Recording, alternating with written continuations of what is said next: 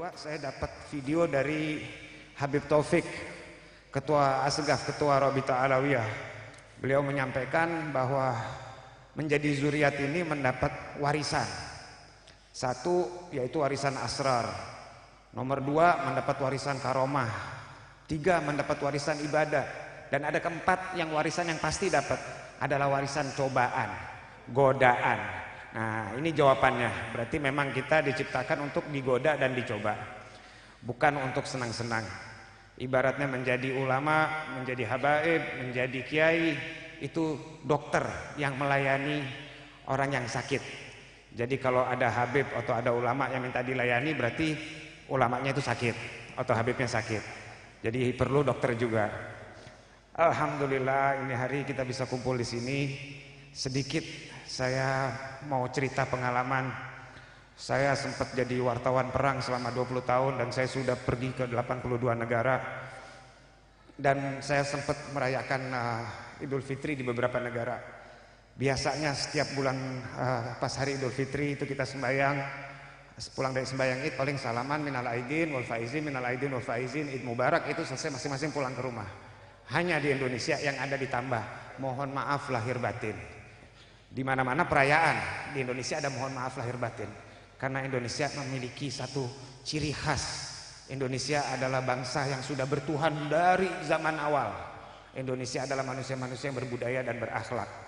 Datangnya Islam ke Indonesia, masuknya Islam ke Indonesia hanya menyempurnakan tradisi yang luhur.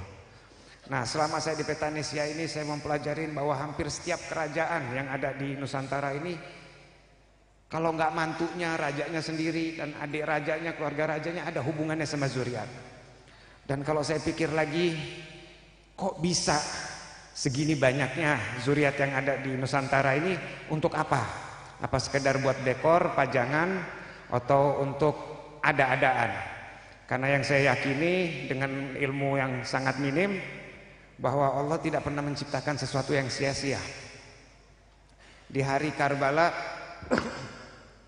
semua keluarga Rasulullah dibantai, disisakan satu, Imam Ali Zainal Abidin, yang waktu itu dewasa, yang tidak disentuh. Kalau dipikir dan rencana dan siasatnya Yazid laknatullah, disuruh habisin itu semua.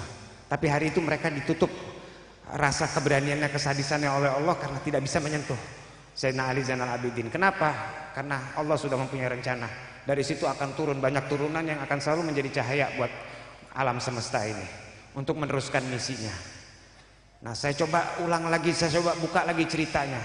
Para aulia, para habaib yang masuk ke Nusantara ini, apakah mereka kesini karena mau mengadu nasib, atau mereka kesini mau cari hidup yang lebih nyaman, atau mereka kesini mau menjadi imigran kata sebagian orang karena keadaan hidup di Hadramut yang keras. Tapi kalau kita lihat satu-satu sejarah perjalanan mereka, rata-rata bisa dibilang 99,9% mereka semua haji dulu dan menunggu dawuh atau menunggu petunjuk dari Sayyidina Rasulullah SAW. Dan Rasulullah yang memerintah mereka ke Jawa. Dulu Nusantara namanya Jawa. Nah pasti ada sebab, pasti ada rencana-rencana besar. Dan Nusantara ini tempat di mana saya nggak punya datanya, nggak punya buktinya.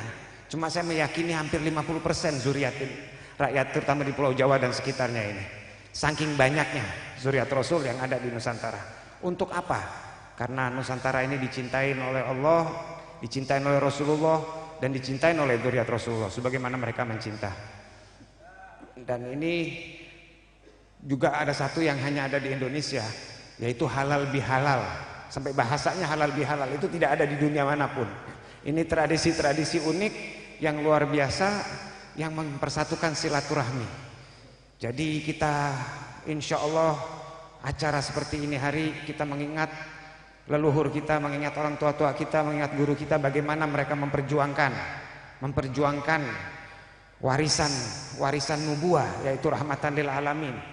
Mengajarkan seperti yang tadi Pak Kiai sampaikan, bahwa mengajarkan bagaimana mengendarai kendaraan di jalan tol yang penuh macet dan penuh truk-truk oleng dan penuh banyak orang-orang yang ngambil SIM-nya di apotek, yang akhirnya kita perlu sangat waspada. Tambah hari zaman ini tambah kacau. Dan juga subhanallah kita udah masuk di tahun politik, di mana segala sesuatunya dibawa ke politik, ditarik-tarik ke sana. Dan tadi Habib bercerita bagaimana sembarangan orang ngomong zaman sekarang tanpa dipikir lagi. Yang pernah dikatakan oleh Sayyidina Ali bin Abi Thalib bahwa hatinya orang dungu berada di lisannya dan lisannya orang pintar berada di hatinya. Sebaik-baiknya manusia adalah yang banyak diam, banyak mendengar. Imam Syafi'i tidak pernah mau menjawab pertanyaan ketika ada orang bertanya atau diskusi sampai benar-benar dia meyakini bahwa itu perlu dijawab. Padahal kalau kita melihat Allah menciptakan kita sesempurna mungkin. Lidah ini dikawal sama gusi, sama gigi, sama bibir, tapi masih bisa aja terobos keluar terus sembarangan. Semoga hari ini, semoga di acara ini kita semua mendapatkan keberkahan, diampunin semua dosa-dosa kita, diberi hidayat, diberi penerangan dan diberi kedewasaan, agar kita semua bisa selamat dari kehancuran, selamat dari perpecahan, selamat dari permusuhan. Dan semoga ini hari juga kita mengikrarkan diri bahwa kita tidak akan mengecewakan para leluhur, kita tidak akan mengecewakan para ustadz-ustadz kita, para guru-guru kita, pada orang tua kita, karena mereka sudah berjuang dengan darah, dengan keringat, dengan jiwanya, demi apa? Demi umat, demi rahmatan lil alamin. Dan kita semua tahu bahwa Rasulullah di detik terakhirnya, di saat nazak, tidak menyebut ahlul baiti atau anak-anakku atau saudaraku, tapi ummati. Merupakan tanggung jawab kita bersama, tanggung jawab para guru terhadap santrinya, tanggung jawab orang tua terhadap anaknya, tanggung jawab kakak terhadap adik, tanggung jawab ibu terhadap suami. Ini tanggung jawab bersama yang harus bersama-sama kita.